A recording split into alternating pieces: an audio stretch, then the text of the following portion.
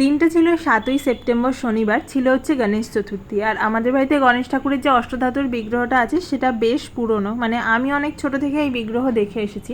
তবে কোনো বছরই আমাদের বাড়িতে সেইভাবে অনেক বড় করে নিয়ম করে গণেশ পুজো করা হয় না, কিন্তু যেহেতু ঠাকুরের বিগ্রহ আছে তো প্রত্যেক বছরেই এই গণেশ চতুর্থীর দিন ঠাকুরকে একটু ফুল মিষ্টি এনে পুজো দেওয়া হয়।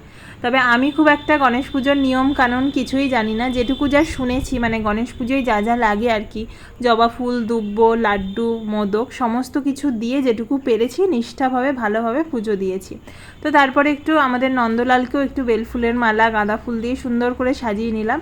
আর এবার হচ্ছে ঠাকুরকে একটু ভালো করে আরতি করে নেব। আর আমি যেহেতু সকাল সকাল উঠেই আগে পুজোটা দিয়ে নিয়েছিলাম, কারণ আমাকে পুজো দেওয়ার পরে আবার বেরিয়ে যেতে হয়েছিল, তো তার জন্য আগের দিন রাত্রিরেই মালা, মিষ্টি, মোদক সমস্ত কিছু কিনে রেখে দিয়েছিলাম। তো আমার এদিকে পুজো দেওয়া কমপ্লিট। চলো তাহলে আজকের মতন আসি, দেখা হবে আবার নেক্সট মিনি ব্লগে। টাটা।